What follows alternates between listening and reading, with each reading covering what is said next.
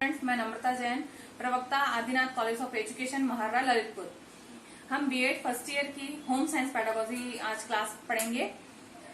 Home science में हम सबसे पहले तो देख लेते हैं इसका सिलेबस क्या है।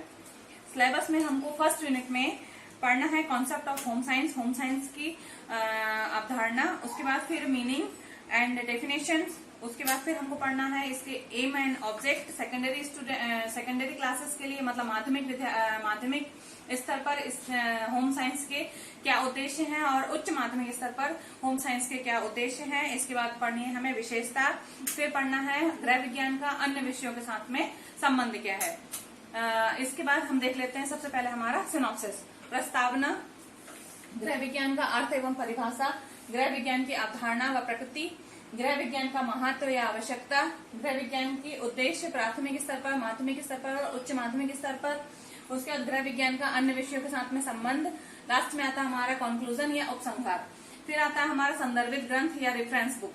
रेफरेंस बुक के लिए मैं सजेस्ट करूंगी सीता रानी आस्थानी गृह विज्ञान अध्ययन, जीपी सेरी एवं डीपी शरण गृह विज्ञान शिक्षण, शोभा शर्मा गृह विज्ञान शिक्षण की विधियां, आरपी भटनागर शिक्षा शिल्प विज्ञान।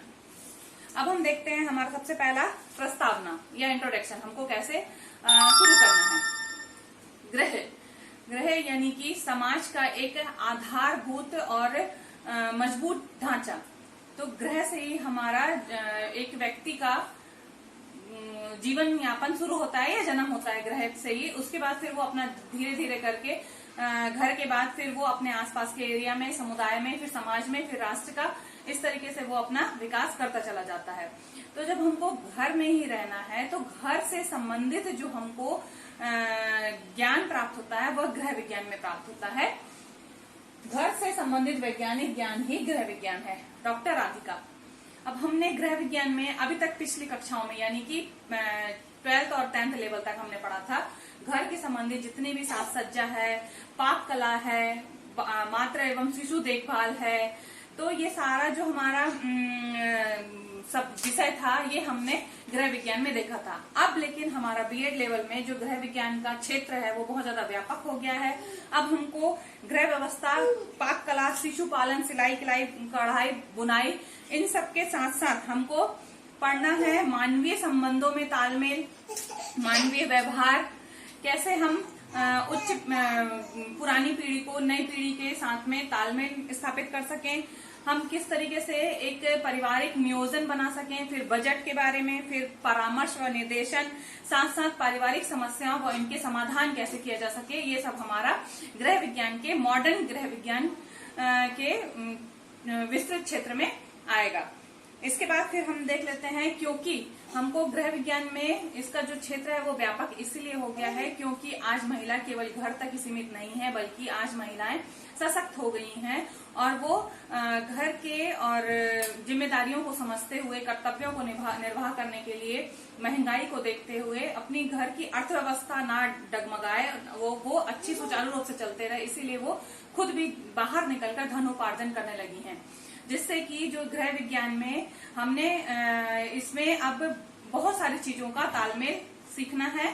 कैसे हमको गृह विज्ञान के द्वारा शारीरिक ज्ञान एक तरफ सीखना है, साथ साथ हमें मातृ शिशु पालन का ज्ञान सीखना है। इस तरीके से हमको गृह विज्ञान का जो क्षेत्र है वो बहुत ही व्यापक और विस्तृत रूप से इसमें देखना है। अब आता है हमारा गृह विज्ञान का अर्थ एवं परिभाषा।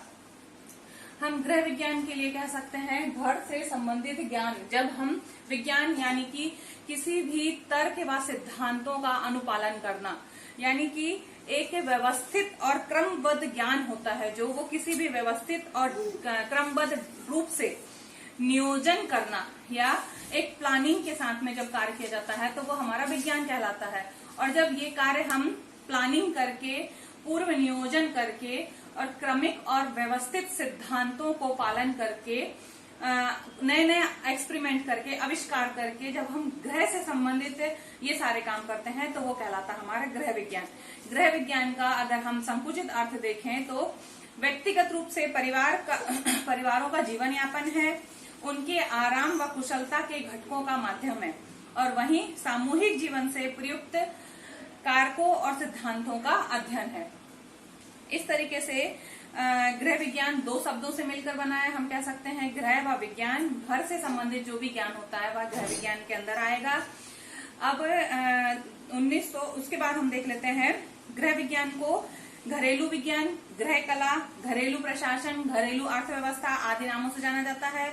1902 में लेट प्लेसिट सम्मेलन में गृह विज्ञान को दो रूप से परिभाषित किया गया था। एक व्यापक रूप से परिभाषा दी गई थी, दूसरी संकुचित रूप से परिभाषा दी गई थी।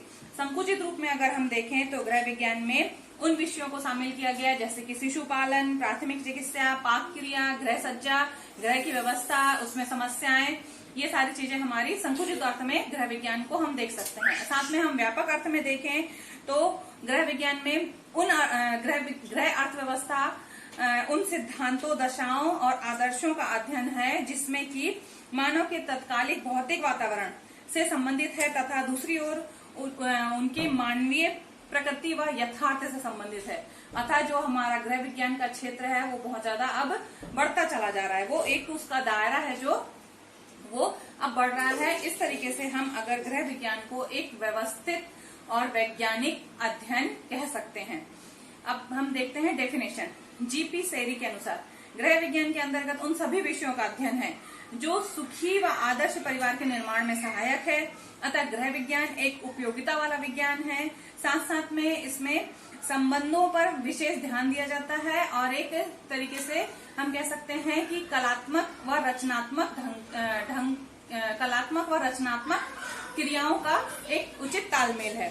फिर आता है डॉक्टर राजमल पी देवदास के अनुसार गृह विज्ञान घर बनाने की एक कला है एवं इसे शिक्षण संस्थानों में वैज्ञानिक विधि द्वारा सुव्यवस्थित रूप से पढ़ाया जाना चाहिए। अब है हमारा जो अब हमने इस वीडियो में देखा कि गृह विज्ञान का क्या अर्थ और क्या परिभाषा है। इसके साथ साथ हम अब अगले वीडियो में देखेंगे कि गृह विज्ञान की क्या विशेषताएं हैं। धन्यवाद।